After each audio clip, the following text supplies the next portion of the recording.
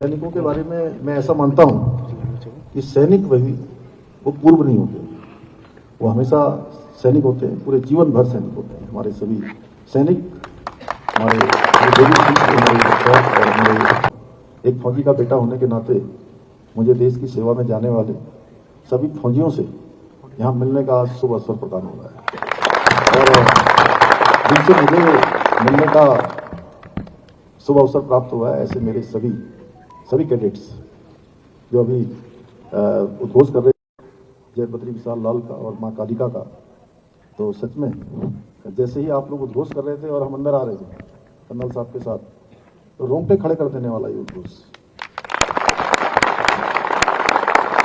सभी मेरे कैडेट्स और मीडिया के हमारे सभी मित्र, मैं सबसे पहले तो आप सभी का जिनका इसमें चयन हुआ है, यूथ फाउंडेशन ने 752 कैडेट्स चयन के लिए भेजे थे, जिसमें से 710 का चयन हुआ है। तो शानदार उपलब्धि यूथ फाउंडेशन की है। मैं बहुत बधाई देता हूँ यूथ फाउंडेशन को भी, हमारे सभी लोगों को। हुकुम सिंह आप पीछे बैठे नीचे। तो और ये जो हमारे कैडेट्स अब सेवा देने जाएंगे, सच में आप सबका मैं कहूं कि ये अवसर भी हर किसी को नहीं मिलता है। देखिए, हमारे देश की आबादी 140 करोड़ है और 140 करोड़ में से आप ही कुछ लोगों को जो है भारत माता की सेवा की रक्षा की जिम्मेदारी मिलने वाली है। ये बहुत बड़ा सौभाग्य है। और जब अभी यहाँ पर शानदार गीत हमारे कैडेट्स के द्वारा यहाँ पर गाया जा रहा था, सच में बहुत भाव विभोर करने वाला था कि अपने गांव से दूर जाकर कश्मीर की वादियों में, हिम ग्लेशियरों में, सीमांत क्षेत्रों में हम सेवाएं देते हैं और सब कुछ पीछे छोड़ देते हैं। आज भारत की सेना को दुनिया की सबसे पराक्रमी सेना माना जाता है, सबसे साहसी सेना माना जाता है।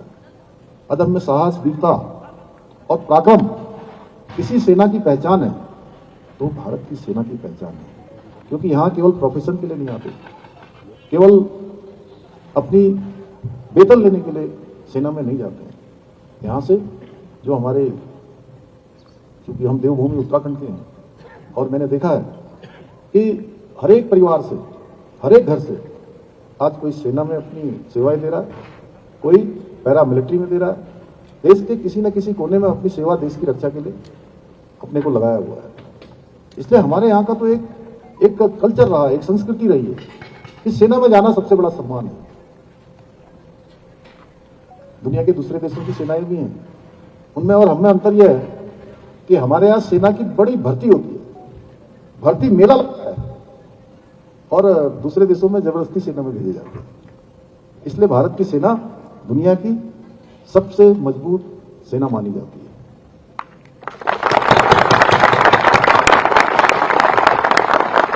और आज हमारे प्रधानमंत्री जी के नेतृत्व में, श्री नरेंद्र मोदी जी के नेतृत्व में भारत की सेना आज हर क्षेत्र में मजबूत हो रही है, आत्मनिर्भर बन रही है।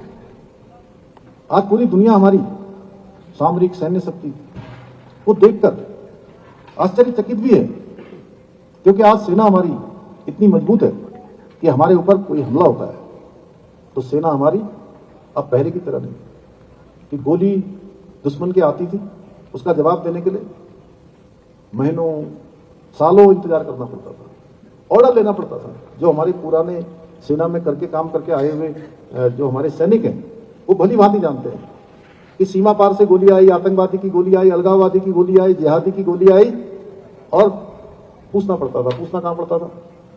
अब मैंने सेना को थोड़ा नजदीक से देखा है। कर्नल साहब तो पूरी कमांड करके आए हैं, इन्होंने आज अपनी टोपी भी मुझे पहना दी है। तो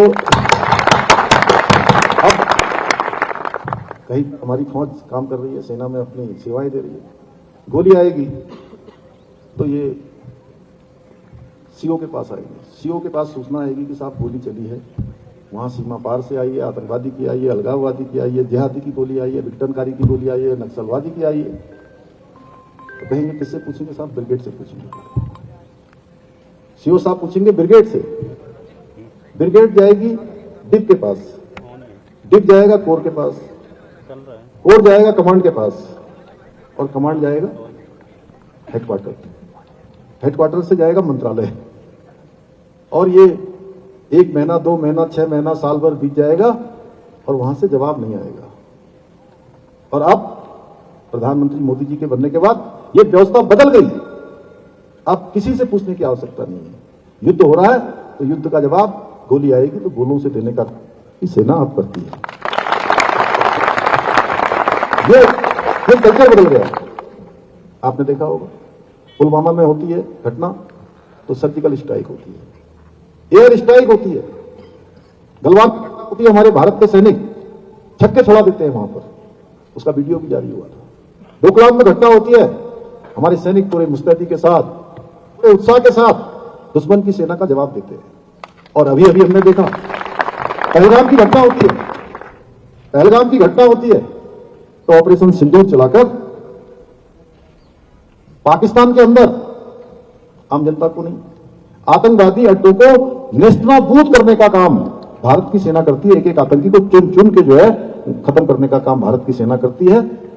इसके अतिरिक्त एक समय था पहले कहते थे कर्नल साहब और हम तो लगभग साथ साथ हैं, ये थोड़ा मेरे से आगे पीछे हो सकते हैं थोड़ा। पहले कहते थे जब हम छोटे थे लड़ाई लगने वाली है, लड़ाई लग गई। मेरी मां ने भी हथियार चलाना सीखा, मेरी आमा ने सीखा, आमा माने दादी, सबने, ताई जी ने सीखा, चाची ने सीखा, आसपास ने सीखा, सब जब हथियार कहां से आते थे? कोई लड़ाई लगेगी हथियार के लिए हम दूसरे देशों पर निर्भर रहते थे।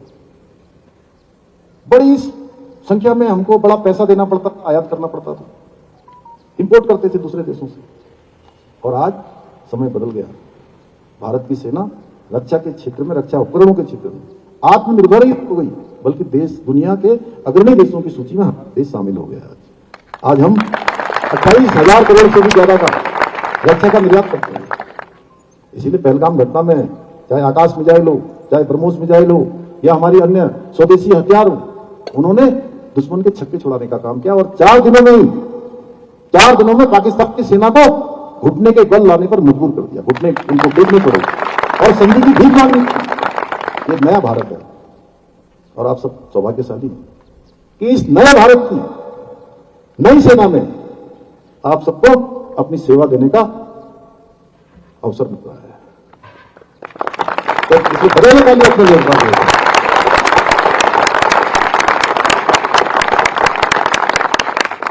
और हमने भी ये तय किया है कि सैनिकों का मामला हो या हमारे जो सेना में सेवा देके आ गए उनके परिवार हो, हम कभी भी जो है उनके लिए पीछे नहीं हटेंगे, किसी कीमत पर पीछे नहीं हटेंगे। हमने देखिए पहले जो कोई देश की सीमा पर शहीद होने वाले सैनिक के परिवार को जो अनुग्रह राशि दी जाती थी वो 10 लाख दी जाती थी, और पहले 10 लाख भी नहीं थी।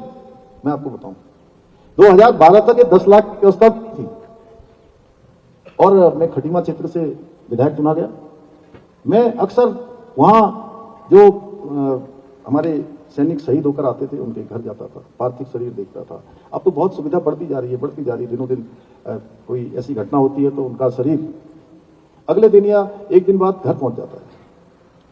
पहले के समय में 5 दिन, 6 दिन, 7 दिन पार्थिव शरीर घर पहुंचने में लग जाता था, और 7 दिन तक उनके परिवार की क्या स्थिति होती थी। उसके बाद कोई इस प्रकार की व्यवस्था नहीं होती। सेना की तरफ से होती थी, भारत सरकार की तरफ से होती थी, लेकिन राज्य सरकार की तरफ से कोई व्यवस्था ठीक से प्रावधान नहीं था। और मेरे मन में एक सैनिक पुत्र होने के नाते उन सेना के साथ पला बड़ा मैं बड़ा हुआ, जो भी सीखा मैंने, अनुशासन देखा, अपने पिताजी को हमेशा वर्दी में देखा, वर्दीधारियों को देखा। 1965 की लड़ाई के समय तो मैं पैदा नहीं हुआ था, लेकिन सुना, 62 के बारे में सुना, 71 की सुना, या जितने भी देश के अंदर और भी सेना ने अभियान चलाए, या मेरे पूज्य पिताजी आईपी कैप जो शांति सेना बनी थी, श्रीलंका भी गए हो, तो मैं सुनता रहता था। तो मुझे लगा कि हमारे राज्य में भी ये व्यवस्था होनी चाहिए। मैंने ये प्रश्न विधानसभा में उठाया था, उसमें तो तब 10 लाख रुपये की व्यवस्था हुई। और उसके बाद अभी जम्मू कश्मीर के क्षेत्र में जो हमारे गढ़वाल राइफल्स के 5 जवान शहीद हुए थे और उस दिन बाढ़ आई हुई थी। मैं बाढ़ का दौरा करने गया था। वहां मुझे बताया गया कि उनका पार्थिव शरीर आज शाम को 4 बजे पहुंचेगी, आज से 2024 में। मैं लौट कर आया, मैं 3 बजे वहां पहुंच गया और जब मैं 3 बजे वहां पहुंच गया तो मेरे साथ अन्य लोग भी थे। तो उनका शरीर आने में थोड़ा विलंब हुआ, 1-2 घंटे। तो ऐसे मेरे मन में विचार आया कि ये जो राशि मिलती है 10 लाख रुपए की, ये उनके परिवार के लिए अनुग्रह राशि कम है। और वैसे तो कितनी भी राशि दे दो, उनका मोल हम नहीं दे सकते, उनकी कोई कीमत नहीं दी जा सकती है, उसकी कोई कीमत नहीं होती है। लेकिन हमने कहा कि देश में जो सबसे सम्मानजनक राशि हो सकती है, अन्य राज्यों की तुलना में हो या सभी राज्यों का हमने निकाला, इतनी ही देर में मेरे मन में आया कि आज मुझे ये मैं प्रण ले रहा हूं, संकल्प कर रहा हूं कि इस राशि को मैं 50 लाख रुपए करूंगा। हालांकि मुझे ये भी कहा कि आप अगले साल कर दीजिएगा। मैंने कहा नहीं, अगले साल नहीं, इसी क्षण से, इसी साल से मैं कारगिल दिवस के दिन मैंने इसकी घोषणा करी और ये इसका शासनादेश जारी हुआ। इसी प्रकार से परमवीर चक्र भी देता है, उसमें भी हमने पूरे देश में सबसे अधिक राशि देने वाला हमारा राज्य है, जहां हमने 1.5 करोड़ रुपए का प्रावधान किया हुआ है। चाहे प्रथम युद्ध हो, द्वितीय विश्व युद्ध हो, उसमें भाग लेने वाली जो वीरांगनाएं उनके परिवारजन हैं, उनकी पेंशन बढ़ानी हो, उनको ये 1 टाइम स्टाम्प ड्यूटी में 25% की छूट देनी हो, ऐसे अनेक काम हम कर रहे हैं। देहरादून में हम बुनियाल गांव में सैन्य धाम का निर्माण कर रहे हैं। वो ऐसा सैन्य धाम है जहां हर उस वीर की स्मृतियां जुड़ी होंगी जिसने भारत माता की रक्षा में अपना बलिदान किया है। उनके घर आंगन की मिट्टी लाकर वहां पर सैन्य धाम बनाया जा रहा है। 4 धामों के बाद 5वां धाम हमारा सैन्य धाम होगा। तो ऐसे अनेक काम हम आगे बढ़ा रहे हैं। हमारे अग्निवीर जो सेना में अपनी सेवाएं देकर लौटेंगे, वो केवल एक हथियार चलाना ही नहीं सीखेंगे, वो जीवन का अनुशासन सीखेंगे, जीवन पद्धति सीखेंगे, तमाम प्रकार की ऐसी चीजें, तकनीकी सीखेंगे। आज की सेना हमारी आधुनिक है। मैं इसलिए कह रहा हूं कि मैं लैंसडाउन के सेंटर में भी गया था और इसी बार मैं कुमाऊं रेजिमेंट के रानीखेत के सेंटर में भी गया। दोनों जगह उन्होंने मुझे पता नहीं आप लोग अभी चलाओगे जाके, तो वो कंप्यूटर से नहीं होता, गन हम चलाते हैं। अच्छा हाँ, अच्छा लगी है मेरी, ठीक है। तो उस दिन मैंने जो है, अच्छा मैं देखा नहीं पीछे, तो मुझे ऐसे स्मरण आ गया। तो बिल्कुल आधुनिक हमारी सेना है, वो सारा आपको सीखने को मिल रहा है। और जब अपनी सेवाएं देकर आप लोग वापस आए तो आपके स्वागत के लिए भारत की सरकार भी है, राज्य की सरकार भी है। हमने 10% का आरक्षण का भी प्रावधान किया है। हर क्षेत्र में उनको प्राथमिकता हम देंगे। ऐसे अनेक कार्य हम करने वाले। तो मैं बहुत ज्यादा नहीं कहता हूं क्योंकि विधानसभा का सत्र भी चल रहा है। तो मुझे लगा कि जब मुझे बताया गया कि इतने लोग एक साथ मुझे मिलने वाले हैं और साथ में हमारे अभिभावक मिलने वाले हैं, मैं पूर्व सैनिकों को, हमारे सैनिकों, पूर्व सैनिक तो मैं इसलिए नहीं कहता कि सैनिक कभी पूर्व नहीं होता है, तो वो सब मेरे गार्जियन हैं। मैं इसलिए कह रहा हूं कि मैं हर साल महार रेजिमेंट में मेरे पिताजी ने सेवा करी, तो महार रेजिमेंट का वो डे मनाते हैं। जब वो लोग आते हैं, वैसे अलग अलग स्थान पर मनाते हैं, लेकिन पिछले 2-3 साल उन्होंने मुख्यमंत्री निवास में ही कार्यक्रम किया, जो मुख्यमंत्री निवास का हॉल है। जब वो खाना खाते थे, मैं भी उनके बीच में बैठता था और इतने आनंदित होते थे वो लोग। उनके पास किसी चीज की कमी नहीं है, सब कुछ अच्छे हैं, अच्छे परिवार, अच्छे उनकी पेंशन है, सब कुछ है, बच्चे भी अच्छे अच्छे स्थानों पर है, क्योंकि उन्होंने ईमानदारी से पूरा जीवन भर किया है। और वही तो कहते हैं कि अगर आपने अच्छे से काम किया है तो आपके बच्चे भी अच्छी जगह जाएंगे। उनका पुण्य, माता पिता का पुण्य बेटों को और बेटियों को सबको प्राप्त होता है। तो मैं देख बिल्कुल सिखा रहे हैं बढ़िया। तो मैं सच में इतना भावुक हो गया मैं उनको देखकर। मुझे लगा कि ये मेरे पिताजी के लोग नहीं है, ये मेरे पिताजी ही साक्षात इनके रूप में यहाँ पर आए हैं। ये सब मेरे अच्छे अभिभावक हैं, मैं उसको उनके रूप में उनको देख रहा हूँ। तो इसलिए सैनिकों के साथ काम करना, उनके साथ रहना, उनके सम्मान पाना, मैं भी अपना सौभाग्य मानता हूँ। मैं जब मैंने देखा कि भाई इतने सारे लोग आज मुझे मिलने वाले हैं, मेरे अभिभावक मिलने वाले हैं, मेरे ये सब छोटे भाई, सब बेटे सभी मिलने वाले हैं, तो मैंने कहा कि सत्र चल रहा है, लेकिन सत्र के बीच में भी मैं ऐसा क्षण खोना नहीं चाहूंगा। मैं मिलूंगा। मैं कमल साहब आपका बहुत धन्यवाद व्यक्त करता हूं। बहुत धन्यवाद आप सब आए और आपका भी मैं धन्यवाद करता हूं। आप सुंदर यहाँ से संचालन कर रहे हैं। मेरी आप सबको बहुत बहुत शुभकामनाएं। जय हिंद, जय भारत, जय उत्तराखंड। भारत माता की, भारत माता की जय। बद्री विशाल लाल की जय। कालिका मैया की धन्यवाद। आप अपने पिताजी के साथ अलग अलग जगह रहे होंगे, बहुत सारी जगह घूमे होंगे, सैनिक की अलग अलग गतिविधियां देखी होंगी। ये सब देखकर आपके मन में यह ख्याल नहीं आया कि मैं आर्मी में जाऊं और देश सेवा करूं? वाह! आप कहाँ, घर कहाँ है आपका? शंकर राणा जी साहब। घर कहाँ है? टीरी गढ़वाल। अच्छा, कितने दिन तैयारी करी अग्निवीर के लिए? 4 महीने साहब। अरे यार, 4 ही महीने करी, हमने तो 4 साल तक तैयारी करी है लगा। और 1600 मीटर दौड़ होती है आपकी? कितनी होती है? जी साहब। कितनी होती, कितना था? 1600 मीटर होती थी। तो कितनी बार हमने 1600 मीटर करने के चक्कर में जो है कितनी भर्ती मेलों में भाग भाग के गए। लेकिन चूंकि मैं था उस समय, मेरे पिताजी सेना में थे और शुरू से हमारे लिए तो ये मेरे मन में जो था, मैं बताऊं, मैं तो पला बड़ा, सेना को देखते देखते बड़ा। और सेना में जाना किसी भी अन्य नौकरी में जाने से ज्यादा, किसी भी अन्य सेवा में जाने से ज्यादा सम्मान माना जाता था। और मैं सेना में जरूर जाना चाहता था, लेकिन मैं नहीं जा पाया क्योंकि परिवार की जिम्मेदारी थी। माताजी ने कहा कि तुम परिवार में अकेले हो, तुम्हें यहीं रहकर काम करना है।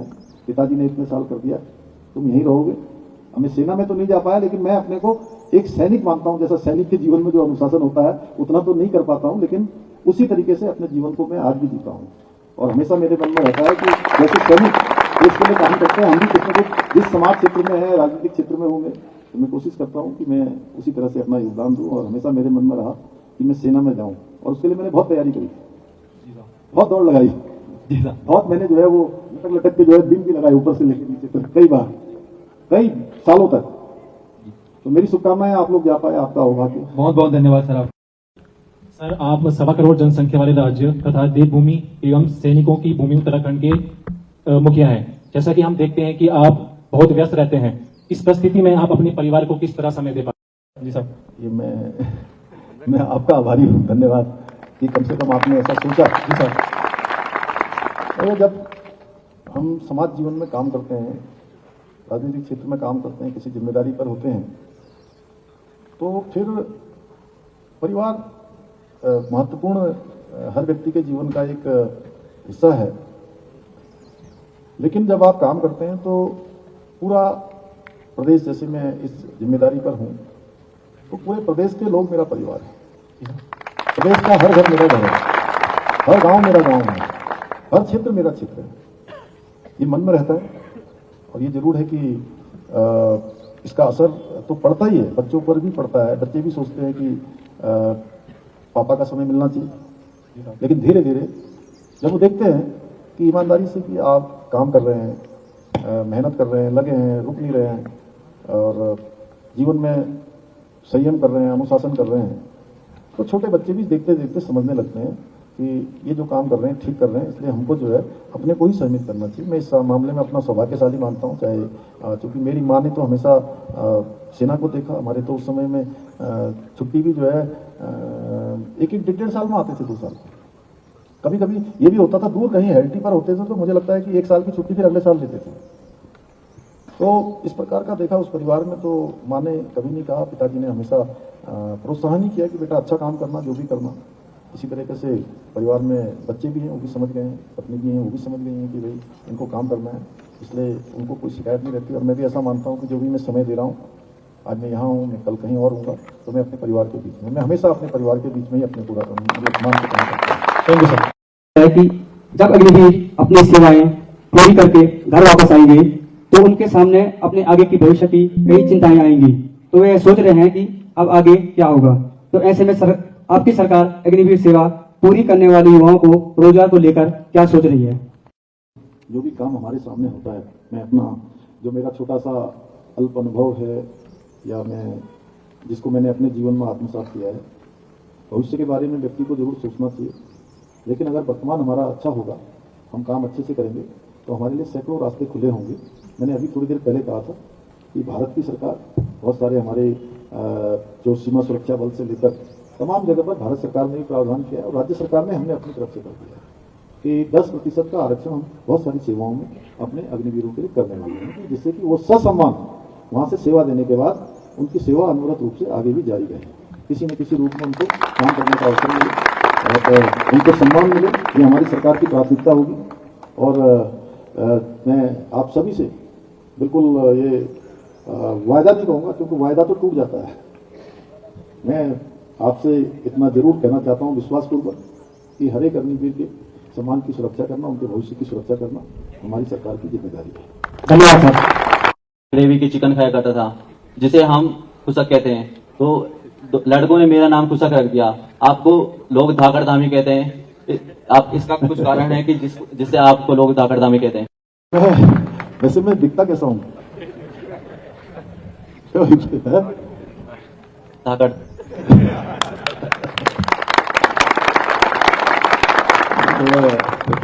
मैं ऐसा मानता हूं कि किसी भी व्यक्ति का जो स्वभाव है, उसका मिलना, लोगों से बातचीत करना, व्यवहार, वो बच्चों की तरह होना चाहिए और मैं इसको अपने जीवन में जीता हूं।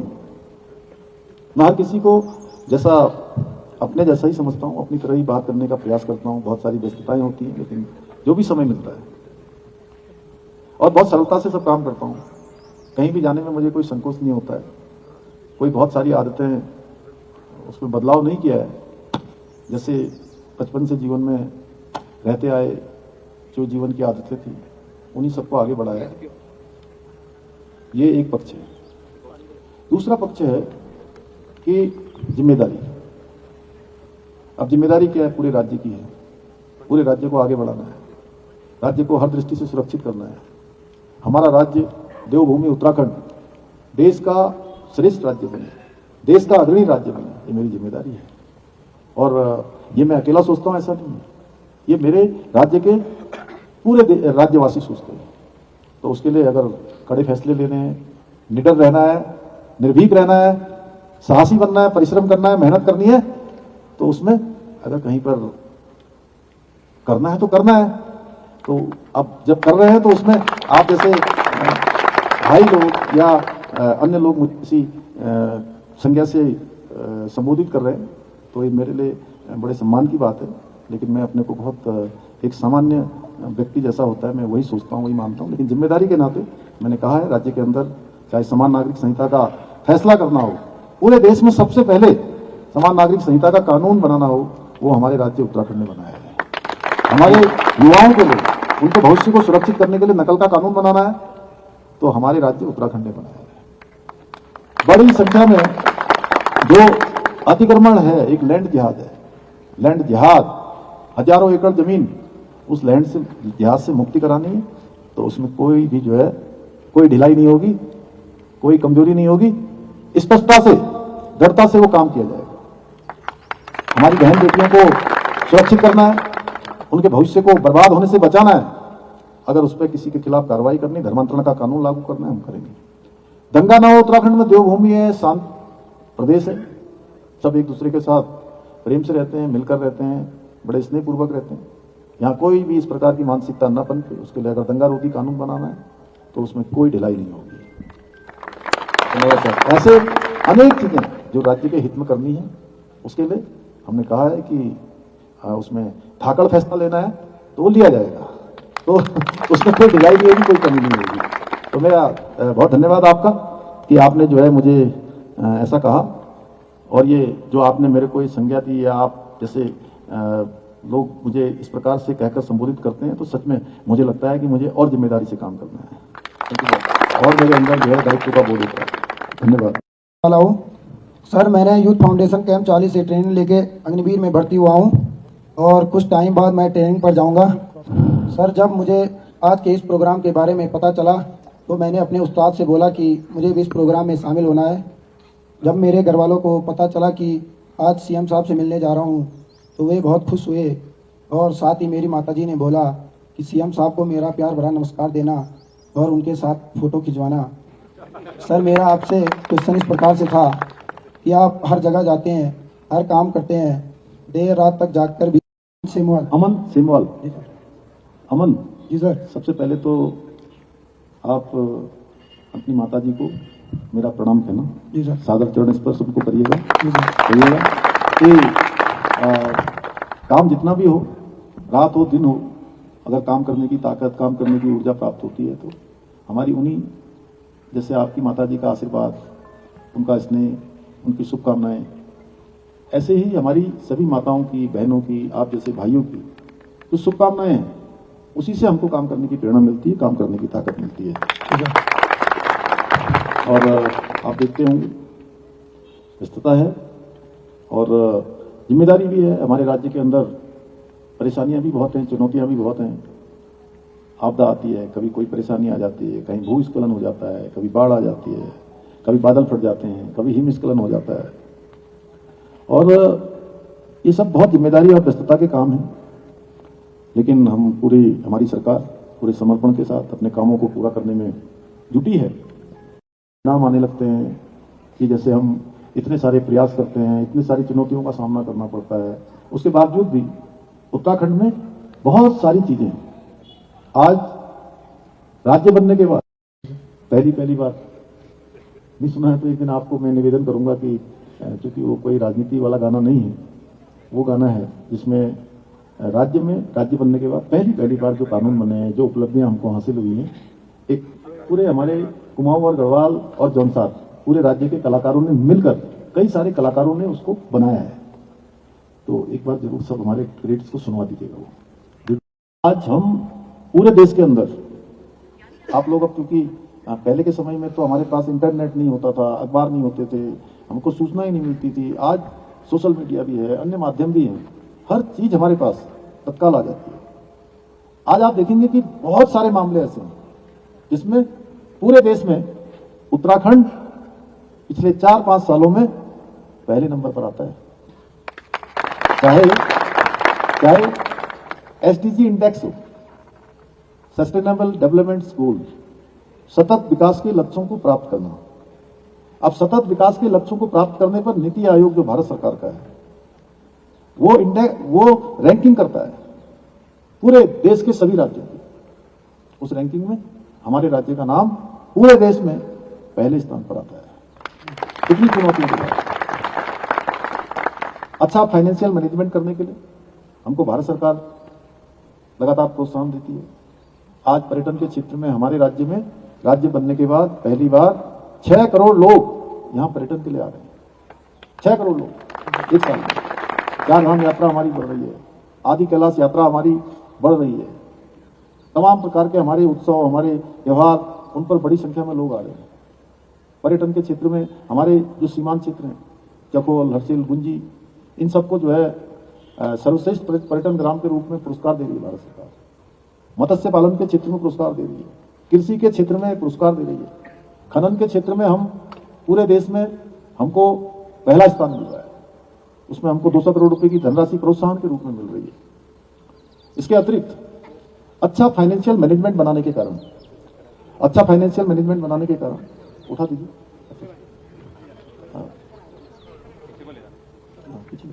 पानी पिला दीजिए, गर्मी लग रही है।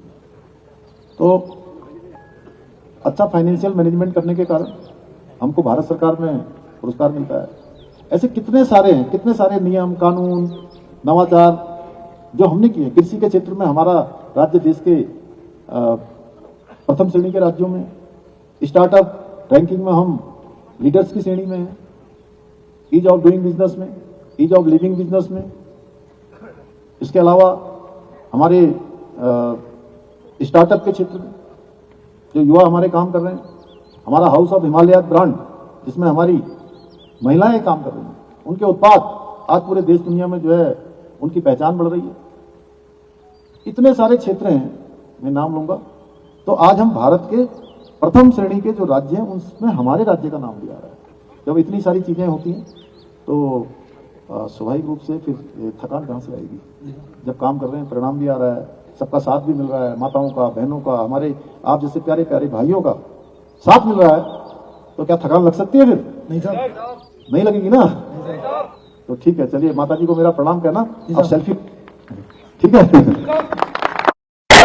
गणतंत्र विशाल की, कालिका माता की, कालिका माता की, कालिका माता की, भारत माता की, भारत माता की, भारत